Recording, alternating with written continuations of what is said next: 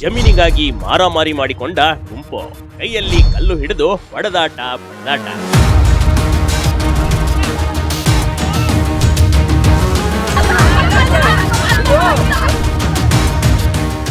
ಕೈಯಲ್ಲಿ ದೊಡ್ಡ ದೊಡ್ಡ ಕಲ್ಲು ಹಿಡಿದು ಪುರುಷರು ಜಗಳ ಆಡ್ತಾ ಇದ್ದಾರೆ. ಇತ್ತ ಮಹಿಳೆಯರು ನಾವೇನು ಕಡಿಮೆ ಇಲ್ಲ ಎನ್ನುವಂತೆ ಕೈಯಲ್ಲಿ ಕಲ್ಲು ಹಿಡಿದುಕೊಂಡು ಹೊಡೆದಾಡಿಕೊಂಡಿದ್ದಾರೆ.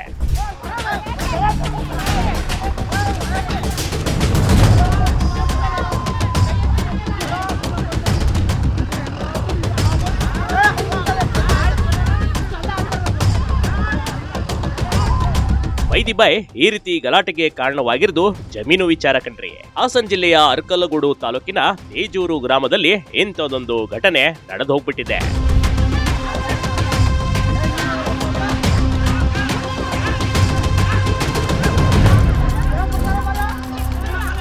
ಜಮೀನು ವಿಚಾರವಾಗಿ ಎರಡು ಗುಂಪುಗಳ ಮಧ್ಯೆ ನಡೆದ ಘಟನೆ ಇದು.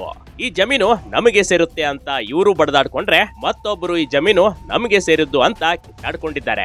ಯಾಕೆ ಇಷ್ಟೊಂದು ಗಲಾಟೆ ಆಯ್ತು ಅಂತ ಈ ಮಹಿಳೆ ಮಾತಲ್ಲೇ ಕೇಳ್ಬಿಡಿ. ನಾನು ಒಬ್ಳೆ ಇರೋದು, ನಮ್ಮ ಯಜಮಾನ್ರಿಗೆ ಸೋಕಾಗೈತೆ, ಅವ್ರ ಮೂಲೆಯಲ್ಲಿ ಕೂತವ್ರೆ. ಅವ್ರ ಮೂಲೆಯಲ್ಲಿ ಕೂತ್ಮೇಲೆ ಈಗ ನಾನು ಒಬ್ಬಳ ಮೇಲೆ ದಬ್ಬಳಿಕೆ ಮಾಡಿ ನಮ್ಮ ಮಾವ ಸಂಪಾದನೆ ಮಾಡ್ಯಾರ ಆಸ್ತಿ ಹೆಂಗಾರ ಗೋಚ್ಕೋಬೇಕು ಅಂತ ಅವರು ನನ್ನ ಮೇಲೆ ಹಲ್ಲೆ ಮಾಡ್ತಾ ಇರೋದು. ನನ್ನ ಮೇಲೆ ರಾಮೇಗೌಡರ ಮನೆಯವರು ಹಲ್ಲೆ ಮಾಡಕ್ಕೆ ಬಂದಿದ್ರು. ನಾನು ಕಂಪ್ಲೇಂಟ್ ಕೊಟ್ಟಿದ್ದೆ. ಕಂಪ್ಲೇಂಟ್ ಕೊಟ್ಟರು, ಅವರು ಏನು ಕ್ರಮ ತಗೊಂಡಿಲ್ಲ. ನನಗೆ ಜೀವ ಬೆದರಿಕೆ ಐತೆ ಅವ್ರ ಮನೆಯಿಂದ, ರಾಮೇಗೌಡರು ಮನೆಯಿಂದವ. ಹೌದು, ಮೊದಲಿನಿಂದಲೂ ಈ ಗಲಾಟೆ ಈ ಎರಡು ಗುಂಪಿನ ಮಧ್ಯೆ ನಡೆದೇ ಇತ್ತಂತೆ. ಆದ್ರೆ ಇಷ್ಟೊಂದು ತೀವ್ರ ಸ್ವರೂಪ ಪಡೆದುಕೊಂಡಿರ್ಲಿಲ್ಲ. ಆದ್ರೆ ಇದೇ ಮೊದಲ ಬಾರಿಗೆ ಜಮೀನು ವಿಚಾರ ತುಂಬಾನೇ ತೀವ್ರ ಸ್ವರೂಪ ಪಡೆದುಕೊಂಡಿತ್ತು.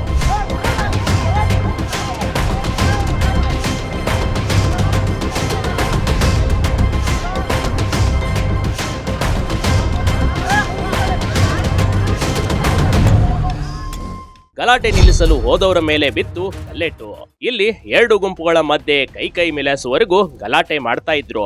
ಇನ್ನು ಗಲಾಟೆ ಬಿಡಿಸೋಕೆ ಹೋದವರ ಮೇಲೂ ಕಲ್ಲು ತೂರಾಟ ಮಾಡಲಾಗಿದೆ. ಕೈಯಲ್ಲಿ ದೊಡ್ಡ ಕಲ್ಲು ಹಿಡಿದುಕೊಂಡು ಗಲಾಟೆ ಬಿಡಿಸೋಕೆ ಬಂದವರ ಮೇಲೂ ಕಲ್ಲೆಸೆತ ನಡೆದ್ಬಿಟ್ಟಿದೆ. ಈ ಗಲಾಟೆಯಲ್ಲಿ ಗ್ರಾಮಸ್ಥರಿಗೆ ಸಣ್ಣ ಪುಟ್ಟ ಗಾಯಗಳಾಗಿವೆ. ಅವ್ರು ಹಲ್ಲೆ ಮಾಡ್ತಾವ್ರೆ.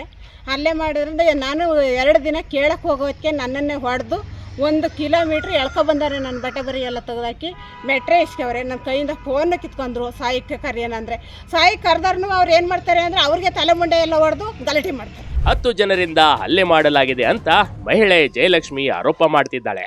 ಅದರಲ್ಲೂ ರಾಮೇಗೌಡರ ಸೊಸೆಯಂದರು ಹಾಗೂ ಅವರ ಪುತ್ರ ವೆಂಕಟೇಶ್ ಹಲ್ಲೆ ಮಾಡಿದ್ದಾರೆಂದು ದೂರಿದ್ದಾಳೆ. ಸದ್ಯಕ್ಕೆ ಘಟನೆ ಕುರಿತು ಅರಕಲ್ಕೋಡ್ ಪೊಲೀಸ್ ಠಾಣೆಯಲ್ಲಿ ಪ್ರಕರಣ ದಾಖಲಾಗಿದೆ. Big TV Karnataka, Hassan.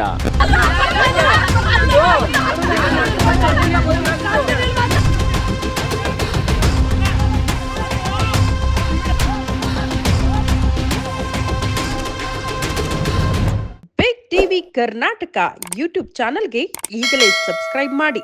ಧನ್ಯವಾದಗಳು.